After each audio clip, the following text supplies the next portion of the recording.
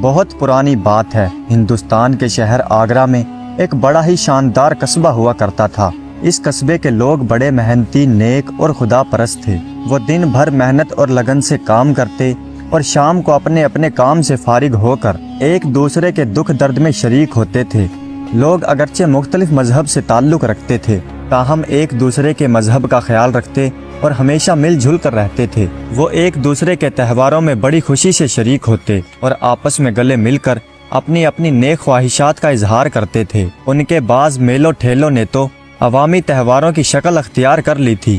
ان کی سماجی زندگی میں اسی رواداری اور فراغ دلی کی بدولت وہ قصبہ رنگا رنگ پھولوں کا ایک گلدستہ معلوم ہوتا تھا۔ ایک بار اس قصبے میں ایک ایسا دولت مند شخص بھی آ کر رہنے لگا جو نہ صرف شر پسند اور مکار تھا بلکہ اپنی دولت کے نشے میں خدا سے بھی منکر تھا۔ دراصل دولت سے زیادہ وہ شہرت کا بھوکا تھا، جسے حاصل کرنے کے لیے وہ کسی بھی حد تک جانے سے نہیں چوکتا تھا۔ یہی وجہ ہے کہ قصبے میں اپنی دھاک جمانے کے لیے وہ لوگوں میں پھوٹ ڈالنے کی ترکیبیں بھی سوچنے لگا تھا۔ اس کا خیال تھا کہ لوگ اپنے کسی مسئلے پر باہم متفق نہ ہو سکے تو مشورے کے لیے یقیناً اسی کے پاس آیا کریں گے، لہٰذا وہ اپنے من مانے طریقوں سے انہیں انگلیوں پر نچایا کرے گا اور اسی طرح اپنی ساکھ بنائے رکھے گا۔ یہی وجہ تھی کہ اسے لوگوں میں اتفاق اور باہمی رواداری بھی ایک آنکھ نہیں بھاتی تھی۔ اپنے مقصد میں کامیاب ہونے کے لیے وہ اپنے ہم خیال لوگوں کی ہمیشہ کمی محسوس کرتا تھا، لیکن لوگ اس کی باتوں پر دھیان نہیں دیتے تھے۔ البتہ وہ جب بھی اپنے گھر سے باہر نکلتا،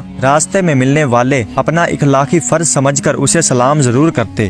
اس سے وہ اس قدر مغرور ہو گیا کہ لوگوں سے اپنے سلام کا خراج وصول کرنا وہ اپنا حق اور ان کے سلام کا جواب دینا اپنی توہین سمجھنے لگا۔ ایک بار اس نے سوچا کہ یہاں کے لوگوں کی زندگیوں میں مذہب ہی تو سب سے نمایاں پہلو ہے، کیوں نہ میں اسی کو ذریعہ بنا کر لوگوں کے جذبات کو بھڑکاؤں اور انہیں آپس میں لڑواؤں۔ یہی سوچ کر اس نے عالم دین ہونے کا ڈھونگ رچانا شروع کر دیا۔ اگلے ہی دن کسی عوامی تہوار کے موقع پر جب لوگ ایک جگہ مل کر بیٹھے تو وہ بھی وہاں آن پہنچا۔ وہ ان سے اللہ اور ایشور کے متعلق بے ہدہ سوالوں کی بوجھاڑ کرنے لگا۔ لوگوں نے پہلے تو مناسب اور موزوں جوابوں سے اسے مطمئن کرنے کی کوشش کی، لیکن جب انہوں نے دیکھا کہ اس نے کسی سے بھی مطمئن نہ ہونے کی قسم کھا رکھی ہے اور اس کی دلیلوں کا سلسلہ بے ہدی سے حدوں کو چھونے لگا ہے، تو انہوں نے خاموش رہنا ہی بہتر سمجھا۔ وہ ان کی خاموشی کو اپنی فتح سمجھ کر خود کو 30 مارخہ سمجھنے لگا۔ ایک دن وہ قصبے کے مرکزی حصے میں ایک چبوترے پر کھڑا اپنی ڈینگیں مار رہا تھا۔ آنے جانے والے اکثر لوگ اسے سلام کر کے ہی آگے بڑھ جاتے، لیکن کچھ تماشائی اس کی خرافات سننے کے لیے کھڑے ہو گئے۔ اتفاق سے ایک نوجوان وہاں سے گزرا۔ اس کے تن پر نہایت سادہ کپڑے تھے، سر پر معمولی سی ٹوپی تھی۔ اس نوجوان نے اس نام نہایت عالم سے سلام نہیں کیا۔ اس غیر متوقع صورتحال کو دیکھ کر اس نے لعنت ملامت کرنا شروع کر دیا۔ وہ کہنے لگا، کتنے بدتمیز ہیں اس قصبے کے لوگ، کیا وہ لڑکا مجھے نہیں جانتا؟ اس نوجوان نے مجھے سلام نہیں کیا۔ پھر اس نوجوان سے مخاطب ہوتے ہوئے بولا، ارے او صاحبزادے، ذرا کچھ تمیز سیکھو۔ تمہیں معلوم نہیں کہ جب کوئی عالم اپنی اونچی جگہ پر بیٹھا یا کھڑا ہو تو اسے سلام کیا کرتے ہیں؟ جاہل کہیں کے، سمجھتے کیا ہو اپنے آپ کو؟ تمہارے جیسے کئی لڑکے تو میری جیب میں پڑے ہیں۔ اس نام نہاد عالم کی طرف سے یہ صرف ذاتی توہین نہ تھی، بدتمیز کا خطاب دے کر اس نے پورے قصبے کی توہین کی تھی۔ غیرت مند نوجوان اس اجتماعی توہین کو برداشت نہ کر سکا اور بڑے بے باک لہجے میں بولا، نہ تو میں آپ کو پہچانتا ہوں اور نہ تو میں آپ جیسوں کو پہچاننے کی ضرورت محسوس کرتا ہوں۔ خدا کے واسطے آپ اپنی خرافات کا تھیلا سمیٹ کر فوراً یہاں سے چلے جائیے۔ نام نہاد عالم بولا، ورنہ تم مجھے اپنے خدا کے سپرد کر دو گے۔ بڑے آئے خدا والے، سنا تو ہم نے بھی یہی تھا کہ اس قصبے میں بڑے خدا پرست لوگ رہتے ہیں، مگر جب دیکھا تو ان کی خدا پرستی سوائے ڈھونگ کے کچھ بھی نہیں۔ ہم بھی تو عالم ہیں، ذرا ہماری شاگردی میں آ کر تو دیکھو، ہے کوئی جو ہمارے عالمانہ سوالوں کا جواب دے سکے؟ ہم ڈنکے کی چونٹ پر کہتے ہیں کہ اگر وہ ہمیں قائل کر دے تو ہم اس قصبے کو چھوڑ کر کہیں اور چلے جائیں گے۔ اس اللہ والے نوجوان نے اس نام نہاد عالم کی پیشکش کو قبول کرتے ہوئے کہا، شاید آپ نہیں جانتے، اس قصبے میں اعلیٰ عالم موجود ہیں، لیکن عالموں کے دستور کے مطابق عالموں کی خرافات کا جواب صرف خاموشی ہے۔ یہی سوچ کر وہ آج تک خاموش رہے ہیں۔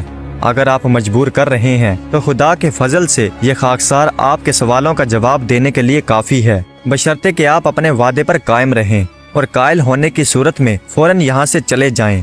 کچھ لوگ تو پہلے سے ہی یہاں موجود تھے۔ نوجوان کی للکار سن کر اور بھی لوگ وہاں جمع ہونا شروع ہو گئے۔ देखते ही देखते लोगों का एक अच्छा खासा मजमुआ इकट्ठा हो गया। नौजवान की हिम्मत को देखकर सब लोग हैरान थे। बाज ने सरगोशियां करते हुए कहा, ए नौजवान, क्या वाकई आप इसके बेतुका सवालों का जवाब दे सकेंगे? नौजवान ने जवाब दिया, अगर खुदा ने चाहा तो मैं इसे जरूर धूल चटाऊंगा। सब लोग अभी तक उस नौजवान की जरीफाना हरकत समझ रहे थे। उन्हें यकीन नहीं आ रहा था कि ये मामूली सा लड़का इस नाम निहात आलम के बेहुदा सवालों का कोई ढंग का जवाब दे सकेगा या नहीं। चूंकि फिर भी ये एक बेदाम तमाशा था जिसे देखकर लोगों का ये बड़ा हजूम नौजवान की हौसला अफजाई करने लगा। नौजवान ने इस आलिम से मुखातिब होते हुए कहा, फरमाइए आलिम साहब, क्या आपको मेरी शराइत मंजूर हैं? खुद साख्ता आलिम बड़ा खुश था कि उन लोगों को शर्मशार करने का एक और सुनहरी मौका उसके हाथ लग रहा है। गरूर से बोला, बरखुरदार, मुझे तो शर्त मंजूर है, लेकिन तुम अभी बच्चे और अकल के कच्चे हो, मेरे आलमाना सवालों का जवाब नहीं दे पाओगे। चाहो तो अपने अब्बा जान को भी बुला सकते हो। नौजवान पर यह दूसरी चोट थी, फिर भी इसने जब्त करते हुए कहा, फजूल बातों में मेरा वक्त जाया मत कीजिए। बताइए आपका पहला सवाल क्या है? नाम निहायत आलिम ने हैरान होकर पूछा, तो क्या वाकई तुम मेरे सवालों का जवाब देने के लिए तैयार हो? नौजवान ने बेझिझक होकर जवाब दिया, हाँ हाँ, मैं बिल्कुल तैयार हूँ। इस पर आलिम ने तंजिया कहा, अच्छा तो खुदा परस्त साहब, बताइए इस वक्त आपका खुदा क्या कर रहा है?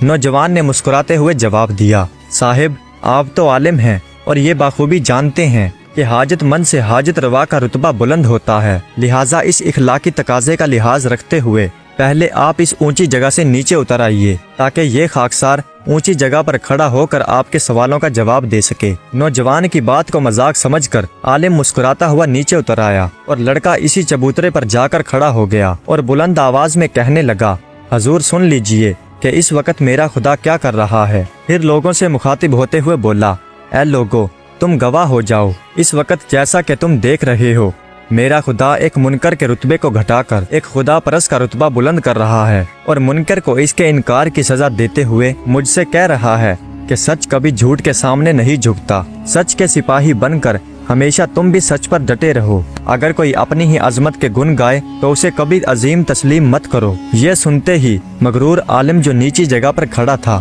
शर्म से पानी पानी हो गया। नौजवान इसी चबूतरे से फिर पुकारा, अगर आप उसे तस्लीम करते हैं तो बताइए कि आपका दूसरा सवाल क्या है? खुद परस्त आलिम अपने दिल में सोच रहा था कि इस बार तो लड़के ने होशियारी से काम निकाल लिया, मगर अब इसकी एक नहीं चलने दूंगा। इससे ऐसा सवाल पूछूंगा कि जिसका जवाब बनाए न बने।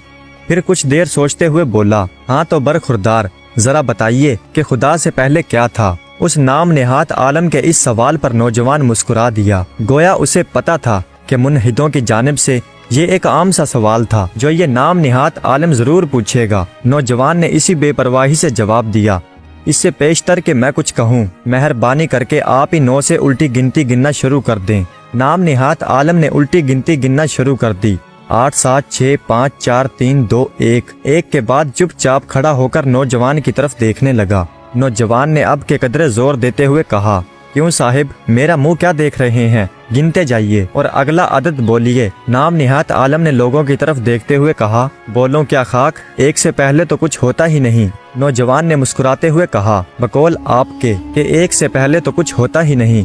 बस यही है आपके सवाल का जवाब। खुदा भी क्योंकि एक है, इससे पहले ना कुछ था और ना कुछ है और ना ही कुछ होगा। यही वो सच्चाई है जो दुनिया में आए लाखों पैगंबर लोगों के सामने इसे बयान करते रहे। नौजवान का जवाब सुनते ही आलम को पैरों तले से जमीन खिसकती हुई मालूम हुई। हाजरीन हमा तंगोश खड़े दोनों के सवाल जवाब से लुत्फ अंदोज हो रहे थे। नौजवान के गैर मतवक्का आलमाना जवाबों पर कभी तो वाह वाह के शोर और तालियों की आवाज से गूंज उठता था। वो लोग नौजवान की मुसलसल हौसला अफजाई करते जा रहे थे। दूसरी तरफ वो इल्म फजल का मुद्दई पूरी तरह से संभल भी न पाया था कि नौजवान ने उसे मुखातिब करते हुए कहा, क्यों साहिब, कोई और भी सवाल हो तो जल्दी पूछिए। मारे शर्म के अगरचे अब इसके लिए गर्दन ऊपर उठाना भी मुश्किल हो रहा था, फिर भी वो बड़ी ठठाई से बोला, अच्छा अगर खुदा एक है तो बताओ इसका मुंह किस तरफ है? नौजवान ने अब के हाजरीन से मुखातिब होते हुए कहा, इस सवाल का जवाब देने के लिए मुझे एक मोमबत्ती की जरूरत है। मोमबत्ती फौरन मंगवा ली गई।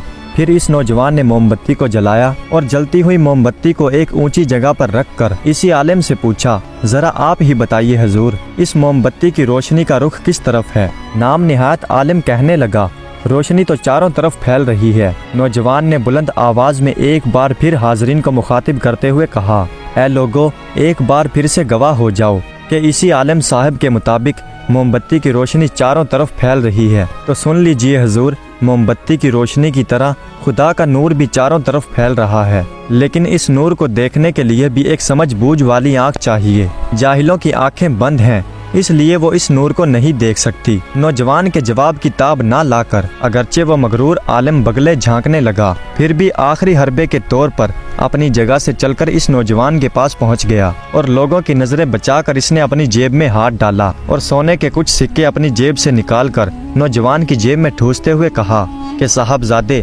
ये लो अपनी चिकनी चौपड़ी और सुनी सुनाई बातों का इनाम। अब मुझे सलाम कर और यहाँ से चलता बन। नौजवान को इसकी इस बेहयाई से बड़ी तकलीफ पहुँची और वो मुंह फेरते हुए बोला, सोने के इन चंद सिक्कों की चमक से सच के सिपाही के कदम नहीं डगमगाते। ये सुनकर इस आलम ने अपनी जेब में रखी सारी रकम निकाल ली और नौजवान की तरफ बढ़ाते हुए बोला, लगता है मेरे मामूली से सवालों ने साहिबजादे को नाराज कर दिया है। मेरी ये तमाम पूंजी हाजिर है, अब तो खुश हो जाओ और इसी खुशी में एक सलाम भी हो जाए। नाम निहायत आलम की इस बौखलाहट पर तमाम नाजरीन खिलखिलाकर हंस पड़े। उनकी हंसी के दौरान नौजवान ने उसकी सारी रकम ले ली और इसी के सामने मजमे में मौजूद गरीब लोगों में बांटते हुए कहा, ये जानते हुए भी कि इस वक्त तुम्हारी जेब बिल्कुल खाली है और मेरे पास खुदा का दिया अब भी बहुत कुछ है, फिर इस कम तरी की हालत में भी बरतरी की डेंगे मारने में न जाने क्यों आपको कोई ऐब दिखाई नहीं देता। हकीकत तो ये है कि दुनिया में कोई भी ऐबों से बरी नहीं है। फर्क सिर्फ इतना है